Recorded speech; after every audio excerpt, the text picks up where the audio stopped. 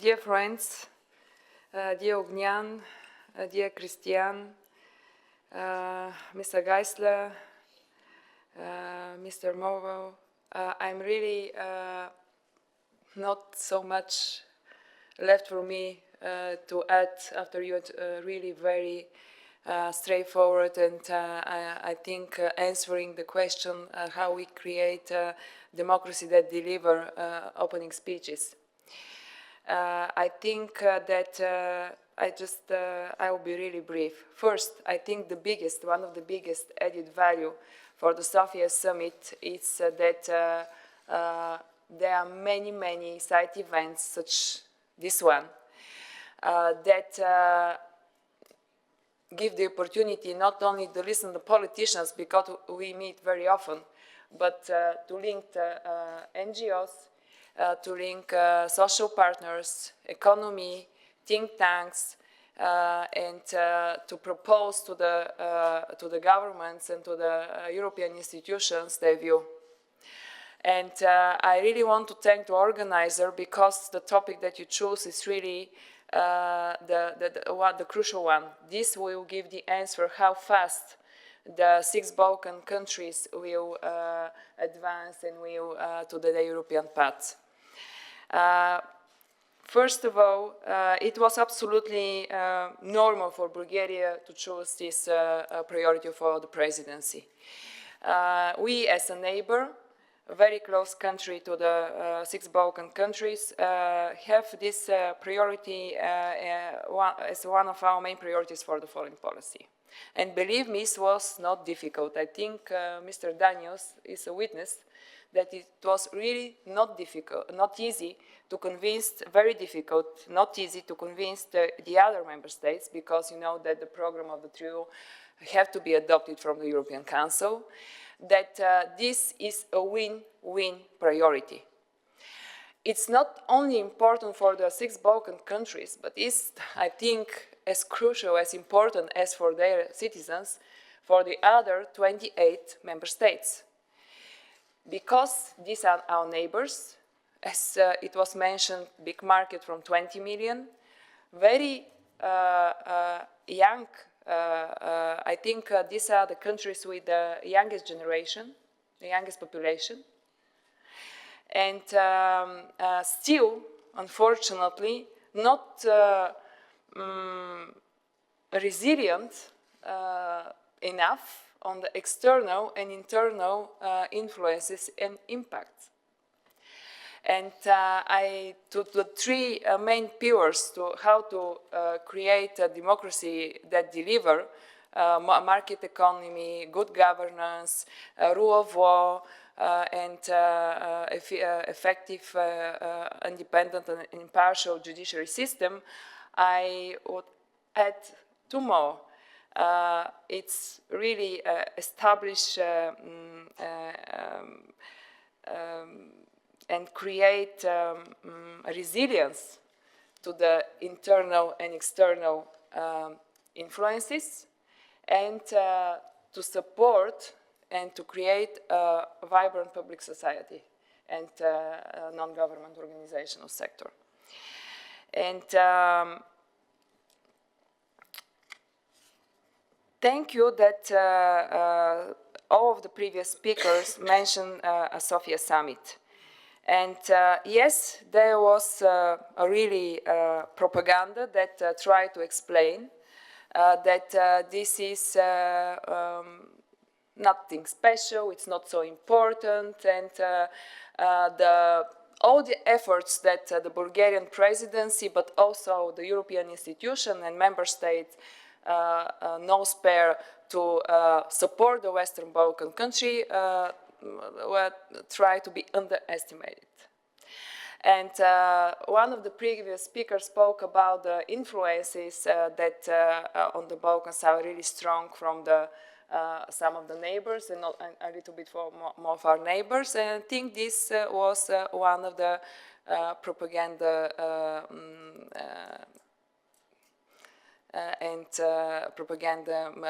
how to say, point and issues that we can see. All the leaders, all the 28 leaders are in Sofia.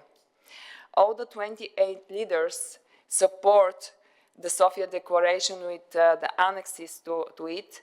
That will be adopted actually formally and announced tomorrow, and that create really long-term cooperation with the Western Balkan partners on a wide range of issues of joint interest, including economy development, creative market economy, connectivity, security, migration, democracy, governance, and so on and so forth.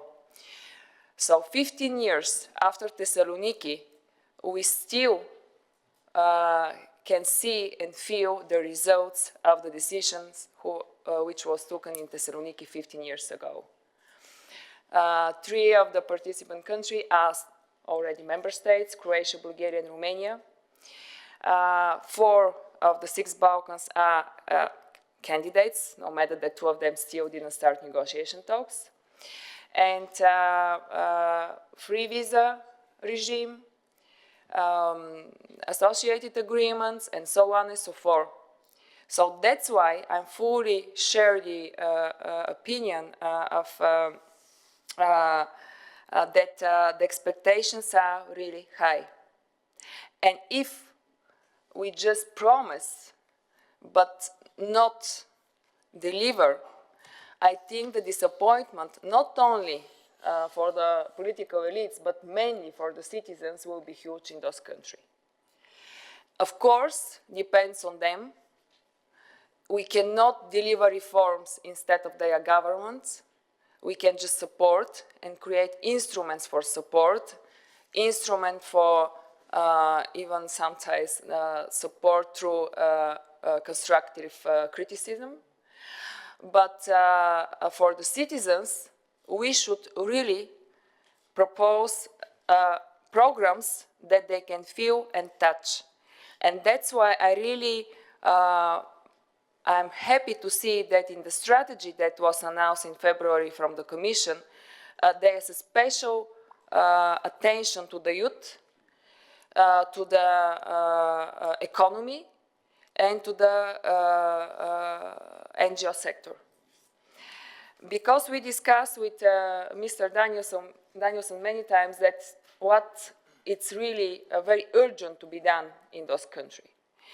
Of course, the reforms for the judiciary, fight against organized crime is crucial, but with the youth unemployment between 55 and 65% in the Balkan country, I think one of the most urgent things that we have to tackle is to create the skills to the youth, to propose more programs for education and for innovation and startups for the young people.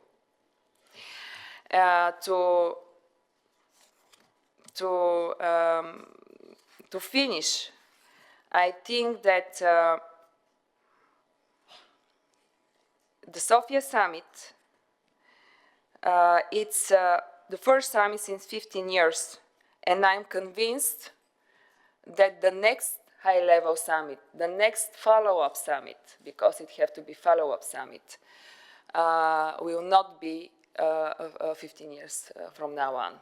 So I'm happy that the Croatian presidency already announced that during their presidency there will be a summit, high-level summit for the Western Balkans with the European perspective. And to be really efficient for the young people, for the citizens in those countries, we have to show to their leadership that nationalism, isolation have not led to nothing good for their citizens. So to manage to tackle, to solve the problems, the bilateral problems between them, to create a good neighborly relationship is not a cliché.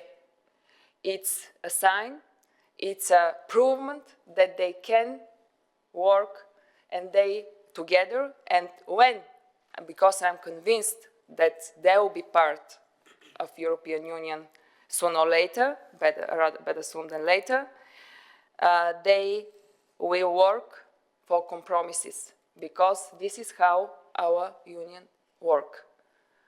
All of us have domestic interests, but when we sit and when we think that is good for our citizens and for the world, we manage to make compromises and to stay united.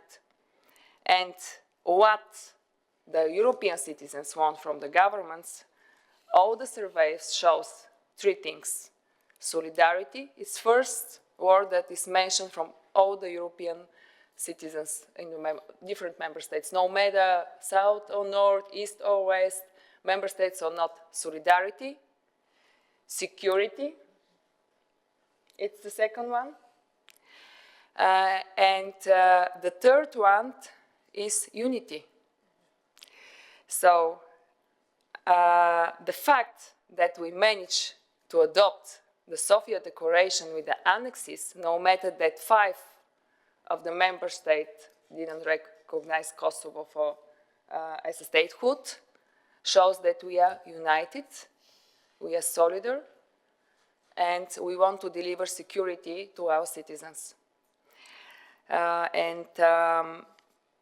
really, because the topic is very important, I'm really happy to see the head of the Euro-Atlantic Global Partnership section, because we, less than a month ago, we have a meeting with the NATO ministers. I think it's crucial in July for the security and stability in the region to activate a membership action plan for Bosnia and Herzegovina. And I hope the name issues to be solved, to start also a membership action plan for Skopje. We should not think bureaucratic. It's really crucial, because we don't know what happened in Bosnia and Herzegovina after the elections. And we should take brave decisions, and activating a membership action plan, it doesn't mean membership. It's just a beginning. And we should support, really, the Bosnia and Herzegovina and former Yugoslavian Republic of Macedonia. You know that we recognize with the full name, Republic of Macedonia, to start their path, the integration in NATO. I really hope that some of the member states and partners in NATO will, during these 2 months that are left to the July summit, will change their position and will support the activation of the membership action plan for those 2 countries.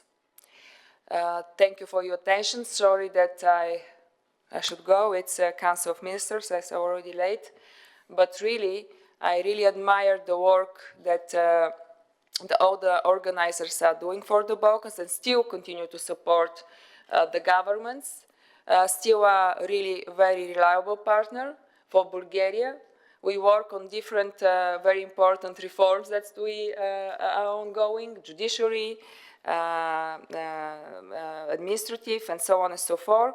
And I think that your support, your expertise, and your knowledge for the 6th Balkan country is something that is very valuable, and I'm sure that it is even be more visible for the citizens that we can do, because we should be more formal. So your support, it's really very, very important for the citizens of the 6 Balkan countries. Thank you so much for inviting me here.